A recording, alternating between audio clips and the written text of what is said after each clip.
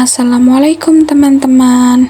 Perkenalkan, nama saya Indah Khairunisa dengan NPM 235400079, kelas PGSD 03.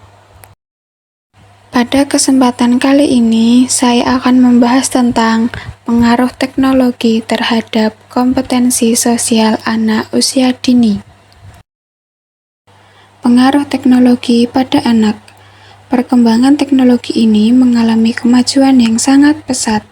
Begitu banyak kemudahan dan kepraktisan yang ditawarkan dalam teknologi. Teknologi seperti gadget saat ini semakin canggih tidak hanya dalam berkomunikasi. Belajar dalam bermain sudah disediakan di dalam gadget tersebut, dan penggunaannya tidak dibatasi oleh usia. Kini, kehidupan sosial anak-anak lebih terpengaruh oleh teknologi.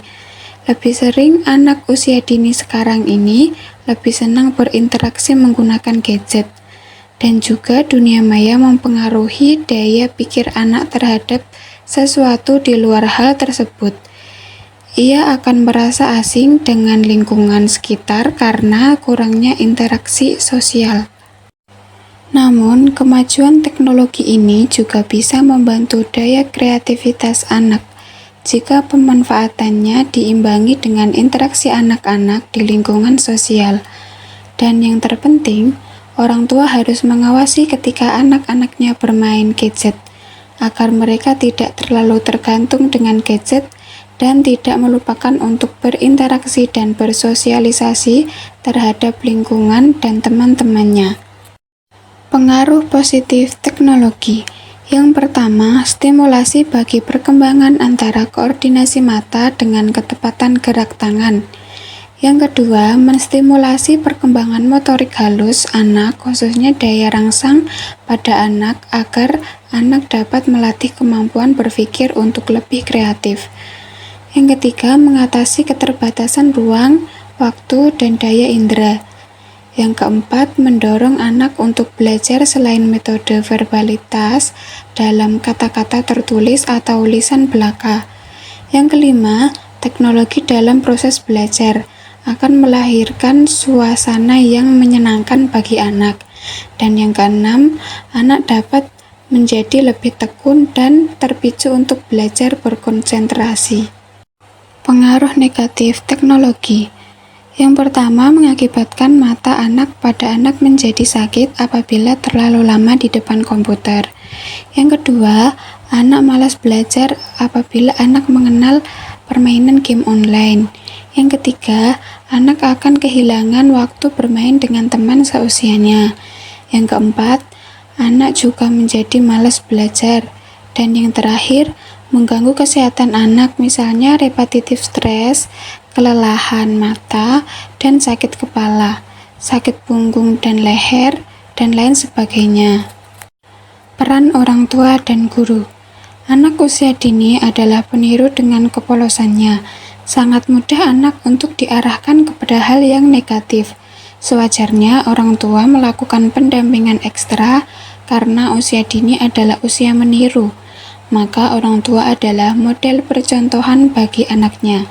Semakin sering anak melihat orang tuanya asik bermain gadget, maka semakin besar pula ketertarikan mereka terhadap gadget. Oleh karena itu, keluarga menjadi ujung tombak dalam perkembangan sosio-emosinya. Guru harus memberikan pengarahan kepada siswanya terhadap penyalahgunaan penggunaan gadget pada usia anak. Selain itu, guru juga harus memahami konsep dasar dan tahapan dalam menerapkan konseling kelompok, sehingga dalam kasus kecanduan ini, pihak keluarga dan sekolah harus mampu membimbing dan mengarahkan anaknya ke hal-hal yang bermanfaat bagi kehidupan si anak. Solusi. Yang pertama, batasi waktu permainan gadget. Yang kedua, perbanyak aktivitas, contohnya bisa mengajak anak berolahraga, menjalankan suatu jenis hobi, berjalan-jalan, ataupun menyertakan anak dalam beberapa kursus yang bermanfaat. Yang ketiga, bersikap disiplin dan tegas sebagai orang tua. Yang keempat, sediakan mainan alternatif Sediakan mainan kesukaannya seperti mobil-mobilan, robot-robotan, atau boneka. Yang kelima, ajak anak bermain dengan teman. Dan yang keenam, luangkan banyak waktu untuk anak. Dan yang terakhir adalah kesimpulan. Kemajuan teknologi yang begitu pesat telah memberikan kemudahan bagi masyarakat dalam menjalankan aktivitas kesehariannya, terutama dalam mengakses informasi dengan cepat. Tentunya, kemajuan teknologi tersebut harus disikapi secara bijak dan tepat agar memberikan manfaat bagi keluarga, terutama dalam mendidik anak. Sekian yang dapat saya sampaikan. Terima kasih sudah menonton.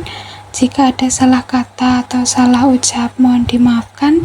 Wassalamualaikum warahmatullahi wabarakatuh.